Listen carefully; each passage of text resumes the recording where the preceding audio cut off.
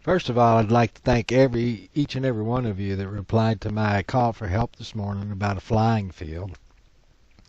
After the flame wheel convorted across the sky like a runaway rocket Monday, I had to find a much bigger place for the next few tests. The developer and I have looked at the problem, and I've got to change some settings on the data collection and refly the platform.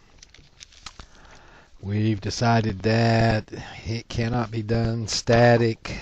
It has to be done in the air. I'm not thrilled about putting another $2,000 or $3,000 up in the air again for possible destruction, but the platform has to either be figured out or taken apart, reassembled with new parts. I think it's one bad ESC myself, but we're still looking at it. So thank you for all the suggestions of flying fields from my scream for help this morning. Please keep sending them in. Each new and unique flying field I can fly is wonderful. I love to do it. I try to do anything I can for the owner of the field or anybody nearby. Pest control. If you got wild hogs that are trying to get at your stuff all the time or want to see irrigation problems, this, that, and the other, there's a host of things I can do to help and do more than just fly over your property for free. I do appreciate those who let me do that, but I'd rather be productive at the same time I'm having a little fun. But you guys know me. I took matters into my own hands and went to talk to Roger Brown. Everybody knows where Tom Brown's property is, right? We all went there as kids. Yes, we did. We went right out here, went out at this dirt road. We parked right here with our beer and our wine and our song. Yeah, that's it. It was wine, beer, and song. I remember it distinctly. So anyway, he gave me permission today to fly his field. Let me see here real quick. Oops, I need to click here. Let's get back to that field real quick. Oops. There we go.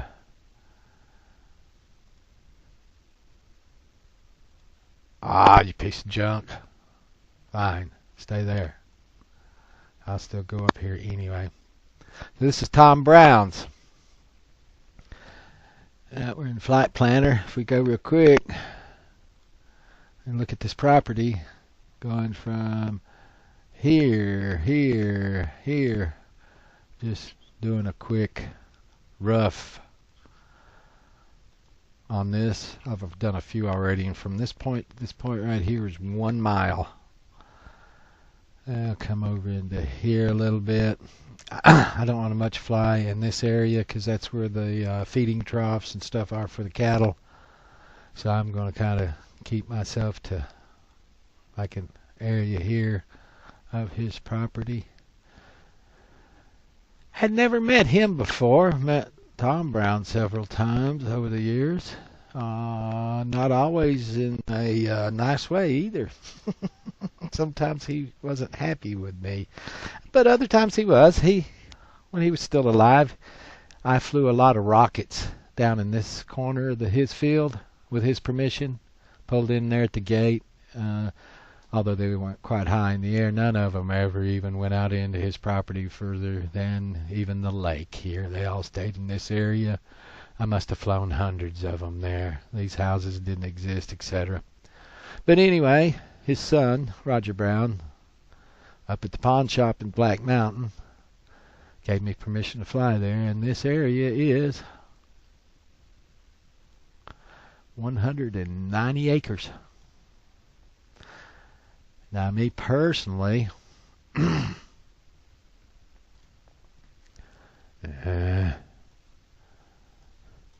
not too hard to find this field.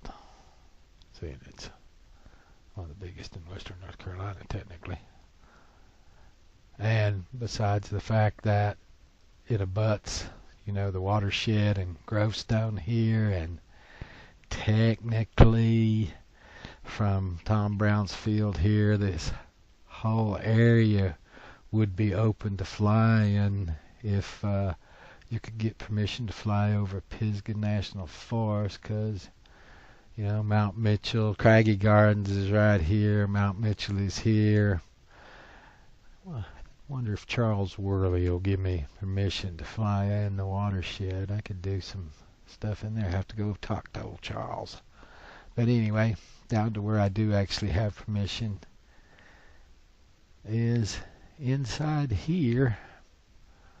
And if we just mark real quick, the area I would want to be flying in would be here. Here. Just this square would be fine for starters. And you see that's, 57 acres. I don't need to be down in here at all. That's 57 acres, hardly a tree in it, nothing but pasture. Some cows, little creek, and of course Tom Brown's Lake. He told me to park at this gate, even pulling these way in for running the honey badger, which is so small I can't see it. Not talking about FPV right at this moment, though I am drawing closer and closer to that. You see, that's 17-acre field, just taking that much of it. Just really is 26 acres there, flat, nothing but.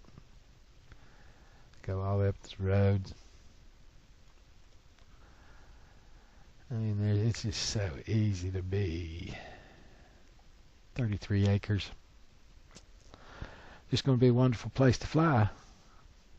By the way, Bruce Cotton, if a person wanted to survey this, we could go in here, go in with a fancy little old tool. You'll love this. You can make us a box. Oops. Beak. It's set up all our grid based on that camera, but we could change it to a different Canon camera. You can go in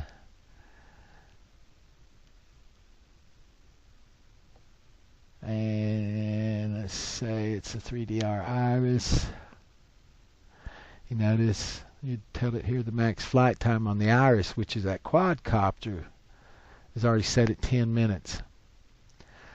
And because there's a takeoff point and landing point here, even though this mission is going to take in total 57 minutes, 38 seconds,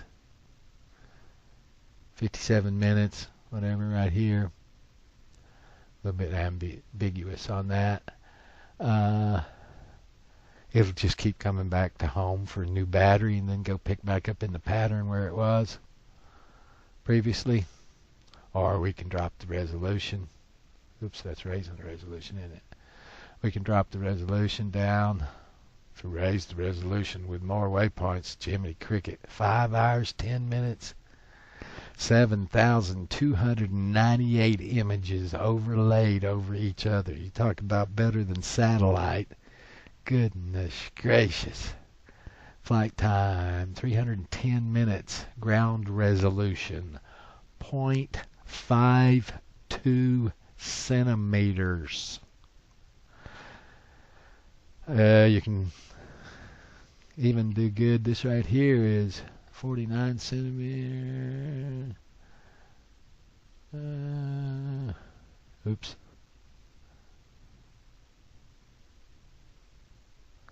There's one.